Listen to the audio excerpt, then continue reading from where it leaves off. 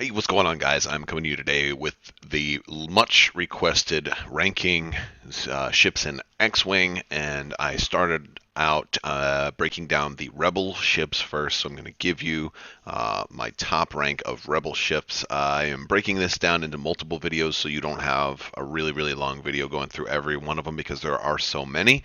So I'm breaking down 20 through 11 here, and after this one, stay tuned for my top 10, which will be forthcoming. So to start things off, now I want to set the stage here. This is my opinion. This isn't like, oh, these are the most used ships in tournaments, although the playability of a ship does affect its ranking on here. If it's something that I don't use very much, but it's extremely popular, I'm not going to put it at the very very bottom of my list. But my personal opinion is the one thing I'm weighting the most, but I'm also weighting things like how deadly they are, how much they are used, how meta they are, and how often they're able to be played, and just generally how effective they are. My opinion matters to a little bit, but it's not the only thing. All right, and so with that being said, I'm going to start you off with number 20. Number 20. Well, all right, number 20 is the GR75. Now, I really do like Epic Play, but I don't get to play it very much. Most people don't get to play it that much because it's not really supported as a format by FFG very much, and it just seems like Epic has kind of been pushed aside and kind of forgotten, and so that's why the huge ships are ranking so low because they have the least options of really being able to play them.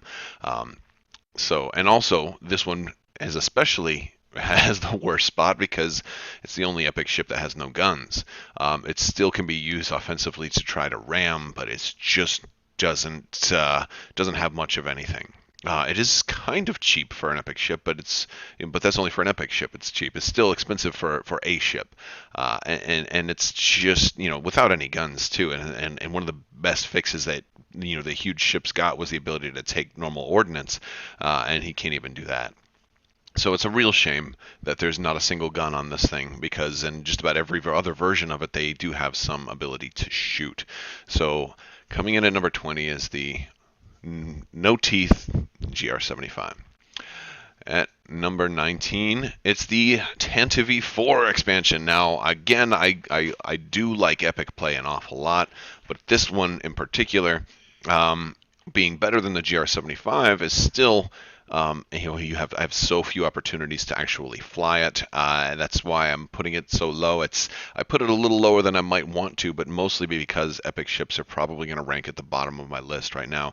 Even though I do like the Epic format, they're not point cost effective. This one particularly is a little bit more difficult to fly, and I don't know about you, but mine just doesn't want. Mine is very wobbly because this was one of I don't know if it was just the way they made it, or maybe I just got a wobbly one, but mine doesn't stand up very good. Now, I mean, it looks great. It looks great to have up on the shelf. So the model is great. It's just it's hard and it's so darn expensive. If you are playing Epic, a lot of times people don't even run their Epic ships, and all the Epic ships are really expensive. This one is especially expensive. So that's number 18, or I'm sorry, number 19, the Tantive V4 expansion or the CR90. Let's go to number 8. Since we're out of the realm, I'm sorry, number 18. Since we're out of the realm of the huge ships, number 18, the Ewing. Look, I really don't like the Ewing. I just don't. Now, if I'm sorry, like I said, a lot of this is my opinion, so you feel free to disagree with me. Maybe you're a big fan of the Ewing, but it's just now. Granted, I will give it some points. I'm going to say some nice things about it. It does have the movable wings, and I love that. Like, I wish every ship had movable pieces. It's awesome. So it represents a marvel in production capability and manufacturing little plastic ships. Love it. I actually like some of the cards it comes with, like Expertise, for example. Really do like that. But it's just it has a hard time turning around. The pivot wing, title is cumbersome at best. It does have a lot of hull, but it doesn't feel like it's very good at anything. You have 3 attack, but for that big of a ship, and you only got the front arc, and you're not really easy. It's not very easy to move it around. Um, it's like it can't decide if it wants to be a support ship or an attack ship, and larger ships are hard enough to fly, and it doesn't really have any mobility stuff with it. So I'm just not a big fan of this ship, and I've tried several times to fly it, and I always have a hard time with it. So for me, this ranks at the bottom of the list of the normal ships. So number 18 is the Ewing. Number 17 is the HWK 290. The HWK suffers from a whole lot of problems. First and foremost, it's its primary attack value of 1. The only ship in the game with a primary attack value of 1. And FFG's even said it shouldn't have been that. So you're forced to take extra upgrades on this. You pretty much have to take a turret on it. The other thing is, I really don't like the model on here. I think it should have been significantly larger. A lot of people have said it should be larger. So as far as, it's like one of the only models that I really am not a fan of, mostly just because the scale is off so much that it seems awkward to me. But that being said, let's talk about the ship itself. It has uses. Like, I think it's fun to be able to put out somebody like Jan Ors and give somebody else an extra attack die. Like that's fun. It's just you're paying so many points for one attack die. You're looking at like spending over 30 points on a ship that all it's really going to do. I mean, you can put a twin laser turret on it. You can still do these things, and there's little things to help. We just got a little modification of the pulse ray shield. That can go on this, and it works, and it works in the Scum faction too. So it's a cross-faction ship. But as far as the rebels are concerned, which this is based on, there just really aren't very good rebel pilots for it. And it's really hard to get this one out on the table. So that is my number 17, the HWK. Number 16, the Ewing. Now I recognize this is one of the first ones that I think some people might disagree with me, because Corran Horn is still flown in official play and sanctioned play, and even in competitive play. So I recognize that Corran Horn is still a very powerful pilot, but the ship as a whole is suffering. I didn't like it from the get-go, just because the generics felt way overcosted right from the beginning. A ship with only 2 hull, when there's so many cards even now that can do guaranteed damage to a ship, and there's effects that can bypass shields even. It just makes the ship hard to put out there, and almost nobody flies anything other than Corran Horn. You had Etana Bot out for a little while. That when he first came out, he was decent. I used to fly him from time to time. It's like, oh, you can get free crits this way.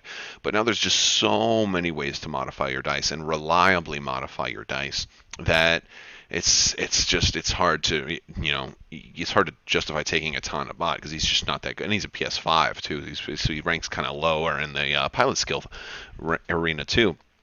And then your generics are just grossly overcosted. The ship just it feels like it was just a missed opportunity, and so it's hard for me to put these guys out there. So that's the Ewing at number 16. Let's jump up to 15 now. 15 is the Attack Shuttle. All right, now I'm not talking about expansions. I'm talking about ships. The Attack Shuttle by itself, I never just start an Attack Shuttle. I've seen some lists where you can, and I've seen some lists where it can be made to work. It's not a particularly expensive ship, but it is pretty fragile. Again, it's another 2-hull ship. I have a big problem with 2-hull ships in general. One proton bomb direct hit and you're dead. You couldn't even do anything, but just generally things like that, or TLTs have such a high, chance of doing consistent damage that this thing can be dead very, very quickly. And it seems like it's best when it's docked and it's supporting the Ghost, but just putting this on the board and starting with it and flying it as is very difficult for me.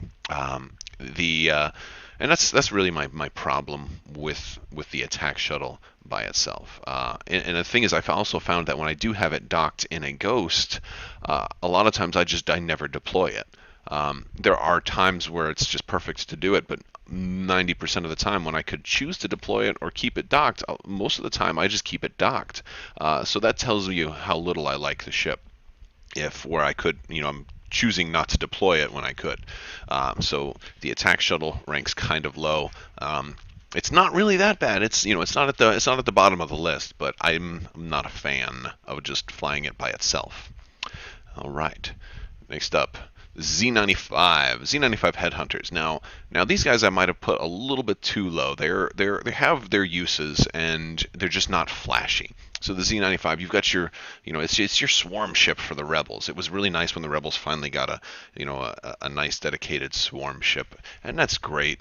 The problem is a lot of the swarm stuff is better if it has the ability to evade. I kind of like that. There's some really nice things. It would like if the Z95 had the ability to evade, I would like it so much more, and it doesn't. And of course, I understand for balance reasons it doesn't. But now I do like some of the stuff in here. Like I like Aaron Kraken. He's a great way to give somebody an action, during the combat step. So there's some cool things in this that have raised it a little bit on the list.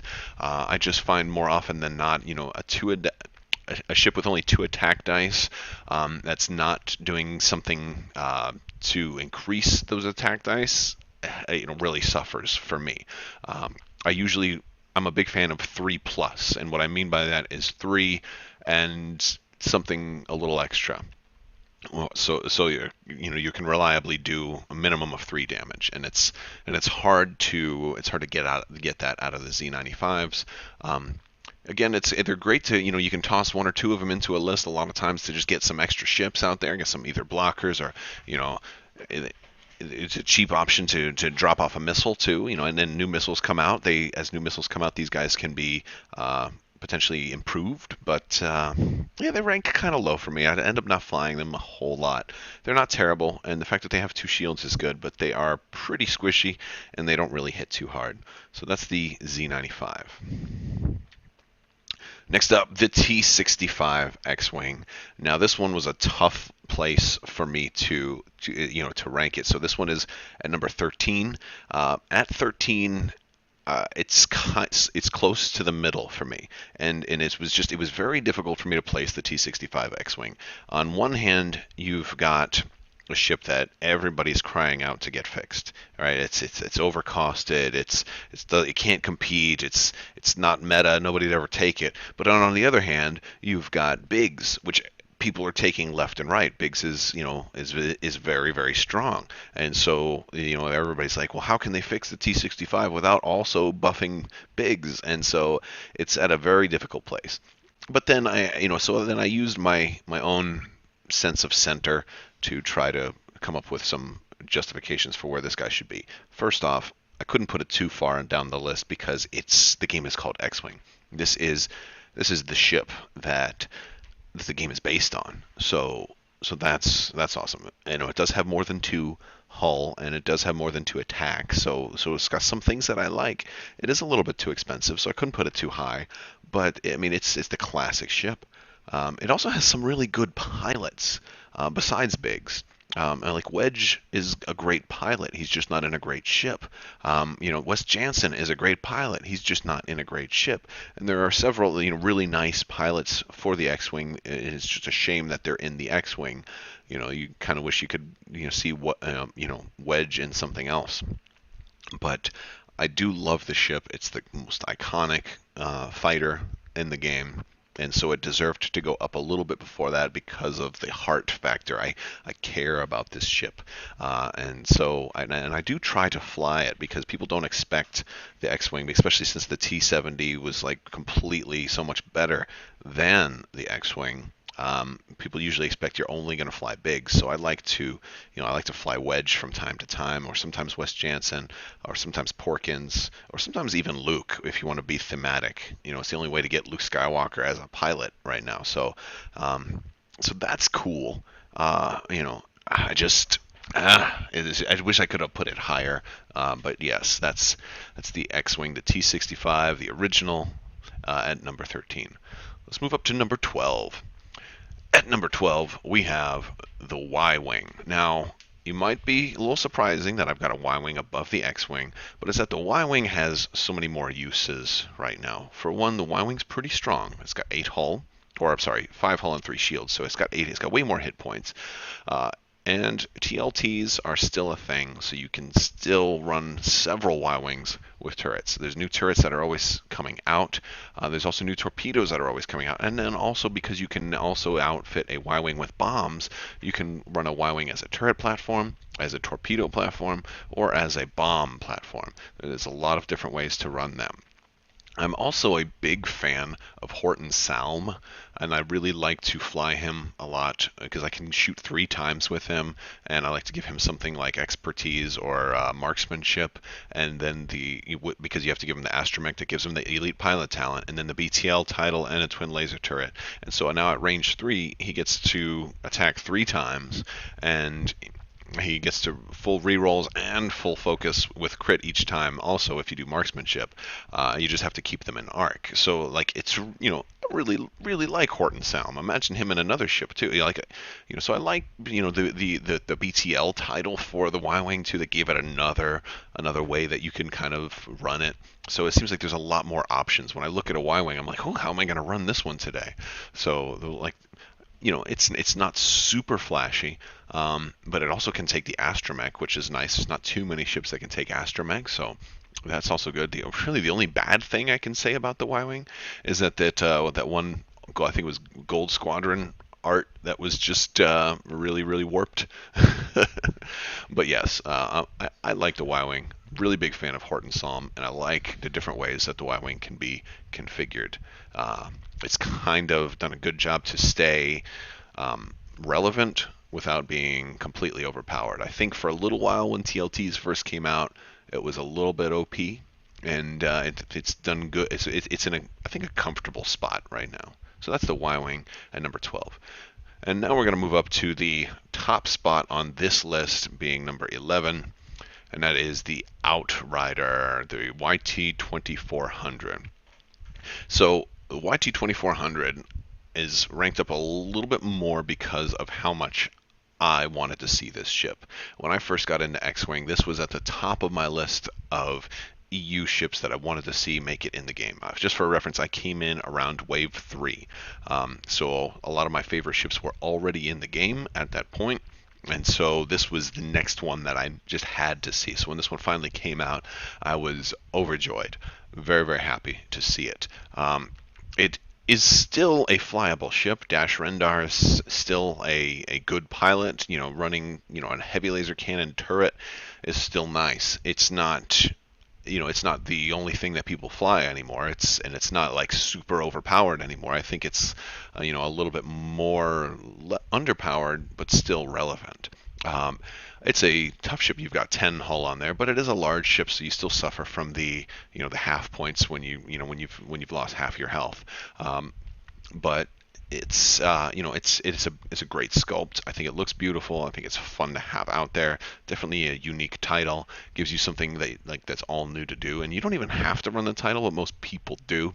And also, it's got a lot of interesting things that come with the expansion. I guess I'm not really talking about the expansions themselves, but every new canon that comes out gives it kind of a different, like, oh, well, how could this work? So, like, in a way, maybe it was bad, for the long term of the game for them to do something that can make one upgrade slot really strong, because now anytime they ever want to design another cannon, they're like, wait, how's this going to interface with the Outrider? And of course you can just make it a faction specific or a ship type specific, but yeah, so like Mangler is really strong here. Heavy laser cannon is really strong here, but some of the other ones aren't used quite so much. Like, you wouldn't really want to run an Outrider with an ion cannon. It would make it just a weak ion turret, and it'd be awfully expensive to do that when a Y-Wing can do almost the same thing, just at range 1 to 2. But it's not overpowered.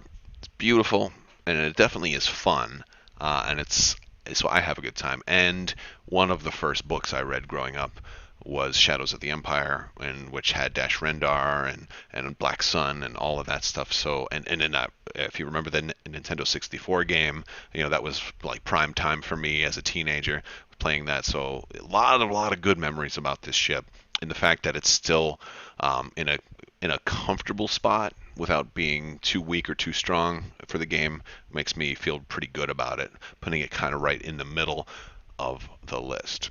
So that is the first half of my countdown for the Rebels. Stay tuned because I will be doing the top 10 pretty soon. So make sure you are subscribed and click the bell for alerts there. And as always, guys, thank you so much for watching and have a great day.